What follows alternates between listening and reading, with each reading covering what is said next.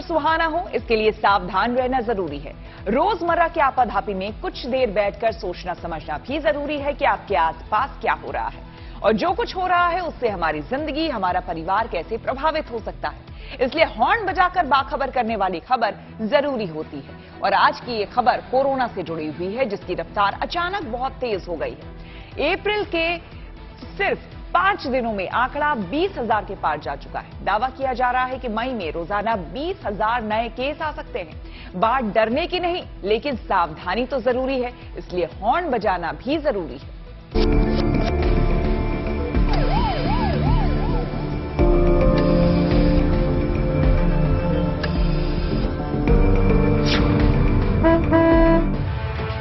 अब अप्रैल के महीने में कोरोना का जिक्र भले ही डराता ना हो, लेकिन ये बात याद रखने की है कि कोरोना हर वक्त हमारे साथ मौजूद है। और पिछले महीने से कोरोना के मामलों ने जो रफ्तार पकड़ी है, उसे नजरअंदाज नहीं किया जा सकता। देखते ही देखते हर रोज आने वाले मामलों की तादाद 5,000 पार कर गई है और कयास लगाए जा रहे हैं कि मई से हर रोज 20,000 से ज्यादा मामले आ सकते हैं। यकीनन कोरोना के ऐसे बेलगाम आंकड़ों से डरना नहीं है, लेकिन सावधान रहना जरूरी है और इसलिए हॉर्न बजाना भी जरूरी है। पहले ये समझिए कि कोरोना किस तरह अपना पैर पसार रहा है। 1 अप्रैल को 3,824 मामले आए और 5 अप्रैल को 5,535 मामले। करीब 200 दिनों बाद इतने मामले सामने आए हैं, जबकि पूरे मार्च में कुल 31,902 केस मिले थे। अप्रैल के 5 दिनों में ही कुल 20,273 मामले सामने आ चुके हैं।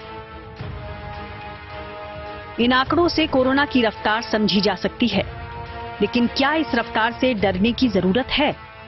IIT कानपुर के प्रोफेसर मणिंद्र अग्रवाल का दावा है कि देश में बढ़ रहे कोरोना संक्रमण से डरने की जरूरत नहीं। ये सामान्य खांसी जुकाम की तरह रहेगा और अभी बढ़ रहे कोरोना के आंकड़े सिर्फ संख्या हैं, यानी गंभीरता वाली कोई बात नहीं। लेकिन मई से रोजाना 20,000 से ज्यादा मामले आ सकते हैं। जाहिर है कोरोना को लेकर सावधानी जरूरी है और इस मामले में सरकार भी गंभीर है। सरकार के एम्पावर्ड ग्रुप की बैठक हुई और कोविड मैनेजमेंट को लेकर चर्चा हुई। बैठक में इंसाकोग ने बताया कि देश में 38% संक्रमण के लिए वायरस का नया वेरिएंट XBB.1.16 जिम्मेदार हो सकता है। हालांकि अच्छी बात यह है कि ये वेरिएंट प्रभावशाली नहीं है, यानी ज्यादातर मामलों में हल्के लक्षण दिखाई दे रहे हैं। इलाज के बाद ज्यादातर मरीज घर पर ही ठीक हो जा रहे हैं और अस्पतालों में मरीजों की संख्या बढ़ी नहीं है। हाँ, लेकिन जिन लोगों को पहले से गंभीर बीमारियां हैं, उनके मामलों में कई बार लक्षण गंभीर पाए गए हैं। इसलिए उनको खास तौर पर सावधान रहने की सलाह दी गई है। मोटे तौर पर लोगों के लिए स्वास्थ्य मंत्रालय की गाइडलाइंस है कि कोविड से जुड़े प्रोटोकॉल का पालन किया जाए। अगर किसी ने बूस्टर डोज नहीं ली तो जल्द से जल्द ले।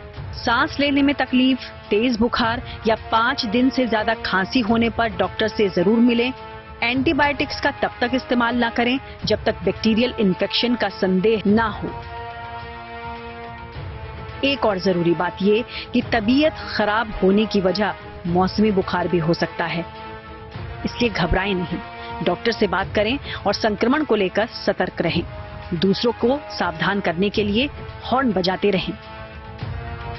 कोरोना के नए वेरिएंट से संक्रमण तेज होने का दावा किया जा रहा है, लेकिन ये वेरिएंट कितना नुकसान पहुंचा सकता है और संक्रमण से बचाव के लिए क्या करना जरूरी है, इस पर हमने बात की LNJP के डॉक्टर ऋतु सक्सेना से। हमारे कोविड बेड्स जो हैं लोकनायक हॉस्पिटल में 450 है जो आइसोलेशन बेड्स हैं, उनमें से अभी सिर्फ हमारे 10 बेड्स जो हैं ऑक्यूपाइड हैं। तो ये काफी कम है हॉस्पिटलाइजेशन रेट ओवरऑल देखा जाए। पॉजिटिविटी रेट काफी बढ़ चुका है, 26% है। और लास्ट अगर हम देखें तो 509 पेशेंट्स है। बट अगर हम ओवरऑल दिल्ली की बात करें तो 7989 बेड्स डेडिकेटेड हैं, जिनमें से सिर्फ 120 पेशेंट्स हैं जो हॉस्पिटलाइज्ड हैं। तो देखा जाए तो 1.5% है, जो बहुत ही कम है। तो इसको देखते हुए लगता है कि situation is under control and कुछ दिनों में मतलब मुझे लग रहा है कि सेटल हो जाएगा। लेकिन अभी फिलहाल एहतियात रखने की जरूरत है कि जिस स्पीड से पेशेंट बढ़ रहे हैं तो लोगों को मास्क का प्रयोग करना चाहिए। कोविड के नए नए वेरिएंट्स आ रहे हैं क्योंकि एक वायरल इलनेस है, तो नए वेरिएंट्स आ रहे हैं जो अभी भी चल रहा है XBB 1.16। इसमें भी बहुत ज्यादा घबराने की आवश्यकता इसलिए नहीं क्योंकि मैं जैसे बता रही हूँ को हॉस्पिटलाइजेशन रेट बहुत कम है। सिर्फ उन्हीं लोगों को जो लोग कोमॉर्बिड हैं, जिनका इम्यूनो कॉम्प्रोमाइज है, जिनको पहले से प्रॉब्लम्स है, उन्हीं लोगों के लिए घातक हो रहा है। अदरवाइज जो हेल्दी लोग हैं उनमें तो नॉर्मल जैसे होता है उनको हम होम आइसोलेशन के लिए भेज रहे हैं। तो ये मैं कह सकती हूँ कि मतलब बहुत ज्यादा इसको घातक तो नहीं कहेंगे, लेकिन प्रिकॉशंस हमें रखने चाहिए।